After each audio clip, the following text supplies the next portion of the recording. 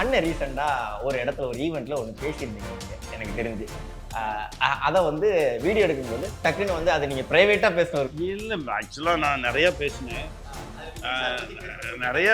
என் பக்கத்தில் தான் நின்றுட்டு இருந்தான் அந்த தம்பி. அவன் பாவம் தன்னை புத்திசாலியாக நினச்சிட்டு வந்து எழுந்தேன். ஏன்னா 3 கிலோமீட்டர் தள்ளி கேமரா வச்சாலே தெரியும், 3 அடியில் நிற்கிறது தெரியாதா.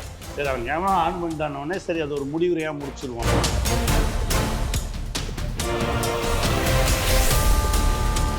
அதை தனியா எடுத்து அந்த சவுண்டுக்கு தனியா ஒர்க் பண்ணி பேக்ரவுண்ட்லாம் போட்டு விஜய் சாரை பத்தி விமர்சித்த கனி அண்ணன் சமுத்திர கனி அண்ணன்.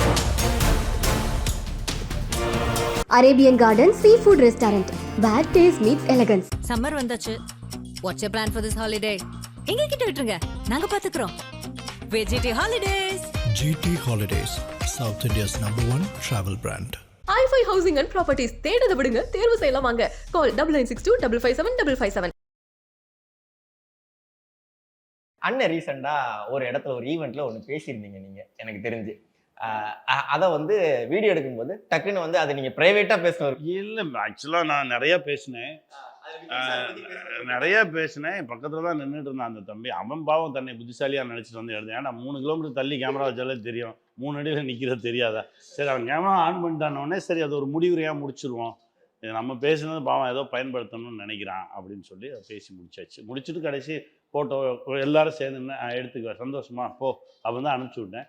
அதை தனியா எடுத்து அந்த சவுண்டுக்கு தனியா ஒர்க் பண்ணி பேக்ரவுண்ட்லாம் போட்டு விஜய் சாரை பத்தி விமர்சித்த கனி அண்ணன் சமுத்திர கனி அண்ணன் போட்டு என்னமோ பண்ணிட்டாங்க. சரி, ஓகே.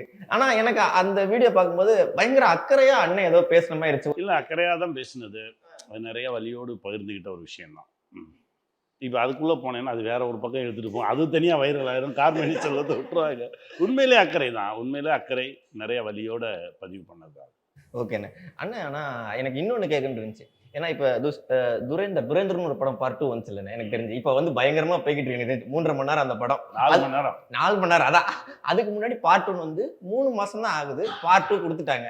ஆனா வட சென்னை எடுத்து பார்ட் 2 கேட்டுக்கிட்டே இருக்கோம், கொடுக்க மாட்டேன். நீ தலைவர்கிட்ட கேட்கணும். தலைவர் ஆக்சுவலாக கதை ரெடி ஆகிடுச்சு, வட சென்னையில் 20 நிமிஷம் எடுத்து வச்சாச்சு. அது அவர் கூப்பிட்டாருன்னா ரெடி போக வேண்டியதான்.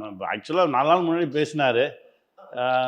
என்ன அப்படின்னாரு, என்னன்னாரு. அவர்கிட்ட இருந்து ஃபோன் வந்துச்சுனாலே நம்ம ரெடியாக இருக்கணும்னு அர்த்தம். நான் ரெடி சார் அப்படின்னு எடுத்தோடனே, சார் நான் ரெடி சார், சரி சென்னை வரும்போது வாங்க அப்படின்னாரு. இப்போ சென்னை வந்துட்டேன் நேற்று. இன்னைக்கு இரவாவது போயிடலான்னு பார்த்தா இவர் இப்போ பிடிச்சது. நாளைக்காவது போய் பார்த்துருவேன். பார்த்துட்டா அப்புறம் அவர் சொல்லுவார் என்ன செய்யணும் அப்படின்னு சொல்லுவார், அதுக்கு ரெடி ஆகும், அவ்வளோதான். இப்போ வாய்ப்பு இருக்குல்லண்ணே, கண்டிப்பாக வரும். அது வந்து ஒரு மிகப்பெரிய ஒரு எதிர்பார்ப்பு. இன்னும் அதாவது ஒரு படத்துக்கு வந்து இன்னும் வரைக்கும் அது ஒரு பிம்பமாக வந்து நிற்கும். அது அந்த வடசென்னை 2க்குள்ள வந்து அரசன் இருக்கு அப்படிங்கிறாங்க அண்ணன். இல்லை, இது வடசென்னையில் ஒரு வடசென்னை பார்த்துருந்தீங்கன்னா ஒரு சில இடத்துல தாண்டி போயிருப்போம். ஸோ அந்த கேரக்டரில் உள்ள மாதிரி தான் அரசன்லேயே நீங்கள் இருக்கிறீங்களாண்ணே? ஆமாம், குணா தான். வடசென்னையில் குணா தான், அரசன்லேயும்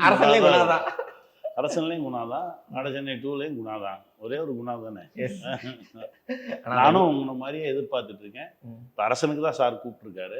இப்போ அரசன் பண்ணியாச்சுன்னா அதுக்கப்புறம் வடசென்னை 2 தானே ஆரம்பிச்சிடலாம். ஆமாம், எஸ், நாங்களும் அதுக்கு தானே ரொம்ப ஆர்வமாக எதிர்பார்த்துக்கிட்டு இருக்கோம். பயங்கரமாக வரும். அரசன் வந்து இது வரைக்கும் பார்க்காத ஒரு தளத்தில் தயாராகிட்டு இருக்கு.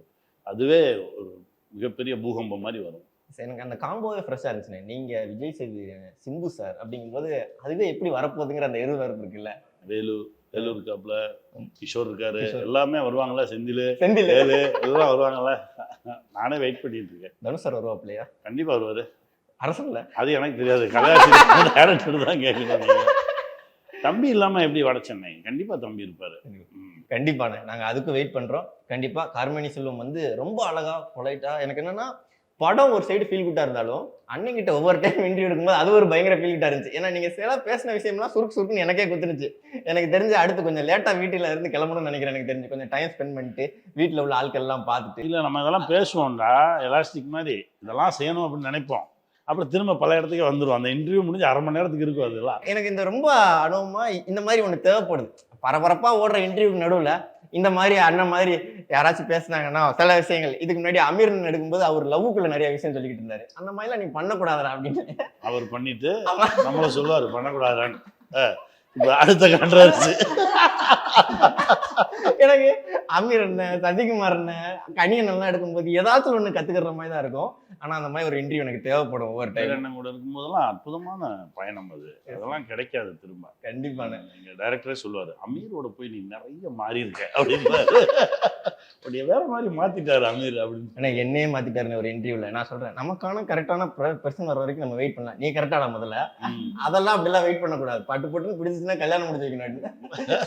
இன்னொருத்தரை கரெக்ட் தப்புன்னு ஜட்ஜ் பண்ணக்கூடாதுடா அப்படின்னு. எதுவுமே பண்ண முடியாது. எது எப்படி பண்ண முடியும்? ஒருத்தருக்கு சரியா இருக்கவங்க இன்னொருத்தருக்கு தப்பா இருக்காங்க. எப்படி அதை நீ நம்ம முடிவு பண்றதுக்கு நம்ம ஒண்ணுமே கிடையாது.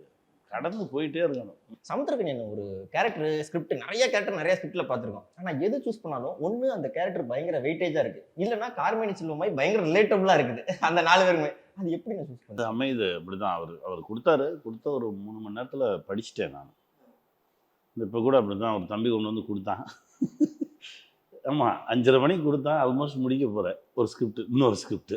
அது வந்து எனக்கு படிக்கிறது ரொம்ப பிடிக்கும். படிக்கும்போது தான் வாயில் சொல்லி கேட்குறத விட படிக்கும்போது தான் அவங்க என்னெல்லாம் உணர்ந்து எழுதியிருக்காங்கன்றதை நம்ம உணர முடியும். அப்படி படிக்கும்போது இதில் நிறையா நான் என்ன ரிலேட் பண்ணிக்கிட்டேன். நானும் அந்த அந்த அந்த சிக்கலில் இருந்து தான் வெளியே வந்திருக்கேன் அப்படின்றது எனக்கு தெரிஞ்சது. அதனால் இதை உடனே பண்ணிடுவோம் கார்த்தி அப்படின்னு சொல்லி தான் ஆரம்பித்தோம். ஓஹோ ஓஹோ ஓ ஏதாவது புரியுற மாதிரி சொல்லுங்க சார். இதுல நீங்க ஒரு இடத்துல ஓ போடுவீங்க தெரியுமாண்ணே? நான் உள்ள வரும்போது நிறைய இடத்துல ஓ போட்டிருக்கேன் சென்னை வரும்போது. ஏன்னா வந்து ஒருத்தர் வந்து சொல்லும் போது ஓஹோ ஓஹோ கிரிப்டோ கரன்சி போ ஓஹோ, இல்ல அங்க போ ஓஹோ. இப்போவும் ஓஹோ போட்டுக்கிட்டு தான் இருப்பான்.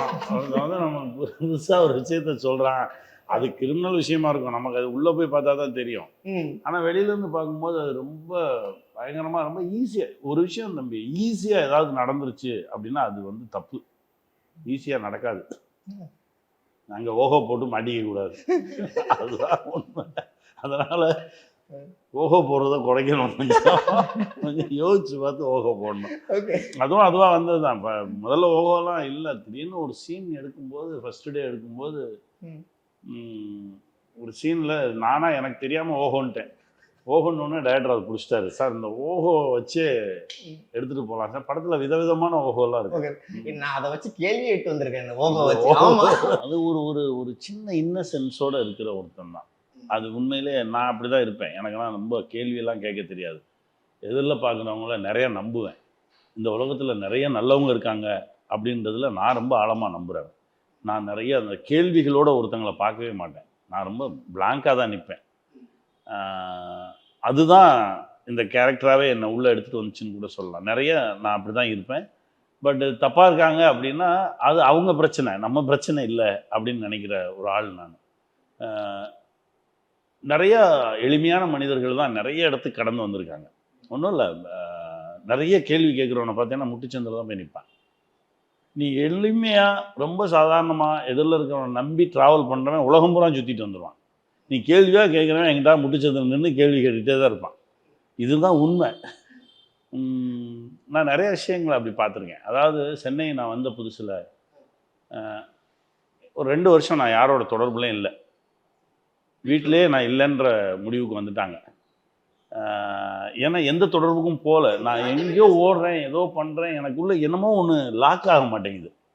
ஓடிக்கிட்டே இருக்கேன், எதுவுமே லாக் ஆகலை. என்ன பண்ணுறதுன்னே தெரியல.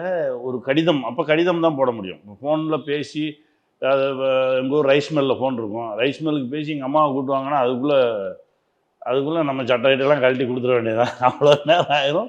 அந்த ரைஸ் மில்லுக்காரங்க அப்போ அம்மாவை போய் கூப்பிட்டு வர நிலைமையிலையும் இருக்க மாட்டாங்க. என்னென்னா நம்ம யாருன்னே தெரியாது. அந்த மாதிரி ஒரு சூழல் தான். அதனால் ஒரு கடிதம் போடுவதற்கு கூட உளவியலாக தயாராகலை. அம்மா தங்கச்சி மட்டும்தான் வீட்டில். ஒரு 2 ஆண்டுகள் யாரோட தொடர்புலையுமே இல்லை. அந்த 2 ஆண்டுகள் இங்கே போராட்டம் தான் நடந்துகிட்டு இருக்கு. ஏதோ நடக்குது, நாளைக்கு ஒரு லெட்ரு போட்டுருவோம், நாளான்னைக்கு ஒரு லெட்ரு போட்டுருவோன்னு சொல்லி நினச்சி ஒரு 2 வருஷமாக நான் தொடர்புக்கே போகல. இப்போ ஒரு நாள் திடீர்னு பார்த்தா என்னுடைய அறையில் எங்கள் அம்மாவும், எங்கள் ஊரில் ஒருத்தர் வந்து பெரிய பட்டா வச்சுருப்பார், ரொம்ப எளிமையாக இருப்பார், எல்லாரும் பார்த்து சிரிப்பார், சந்தோஷமாக பேசுவார். அவர் ஒரு லோடுமேன். பின்னாடி வந்து ரைஸ் மில்லேருந்து அரிசி மூடை, இந்த மூடையெல்லாம் எடுத்துகிட்டு போய் வீடுக்கு போடுற ஒரு லோட்மேன். அவரும் எங்கள் அம்மாவும் உட்காந்துருக்காங்க. என்னுடைய ரூமில் நான் எங்கேயோ சுற்றிட்டு வரேன். வந்து பார்த்தா என் துணியெல்லாம் காயுது.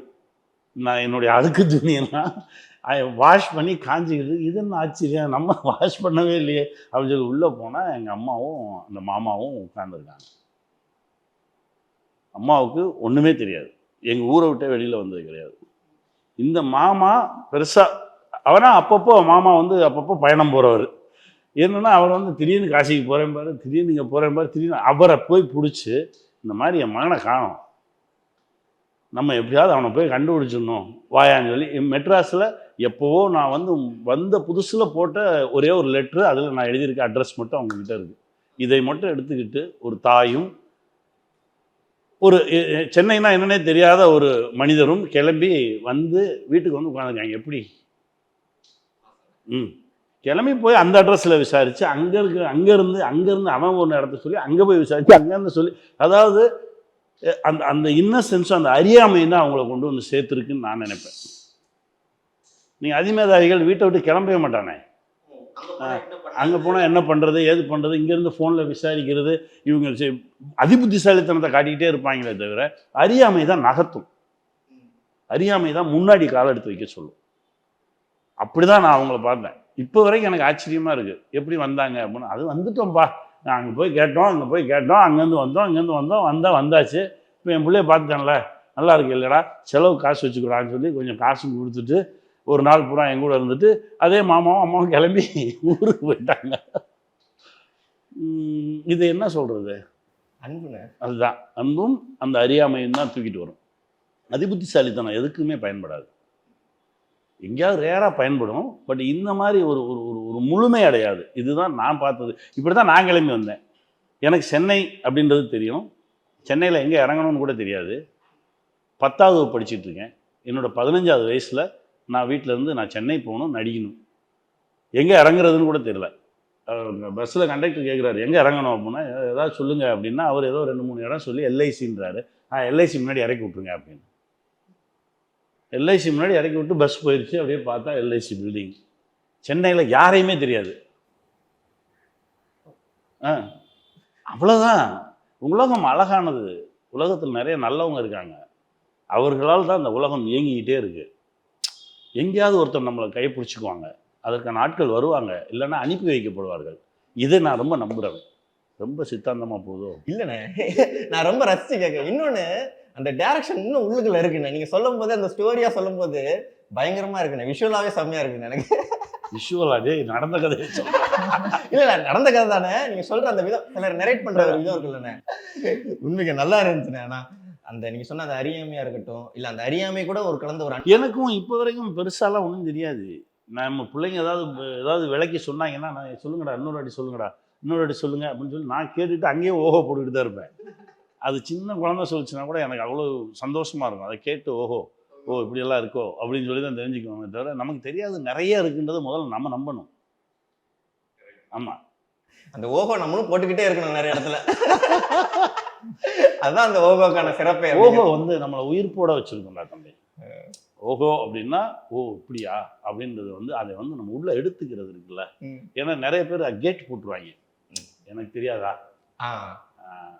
இப்படியெல்லாம் நடக்கும்னு எனக்கு தெரியாதா, எனக்கு அப்பவே தெரியுமே, இப்படியே பேசிட்டு திரிவாங்க. ஏன்னா எல்லாமே அசம்ஷன்லேயே பேசிட்டு அலைவாங்க. ஆனால் உண்மை வேறையா இருக்கும். ஆமா, அதை எடுத்துக்க மாட்டாங்க. என்னோட சின்ன பையன் சொல்றது நான் என்னடா கேட்கறது அப்படிங்கிற ஒரு தாட் ப்ராசஸ். நிறைய உளவியல் சிக்கல் இருக்கு. அதே Arabian garden sea food restaurant, where taste meets elegance. Summer வந்தாச்சு. What's your plan for this holiday? எங்க கிட்ட விட்டுருங்க, நாங்க பாத்துக்கிறோம். VGT holidays. GT Holidays, South India's #1 travel brand. i5 housing and properties தேடுத விடுங்க, தேர்வு செய்யலாம் வாங்க. கால் 9962557557.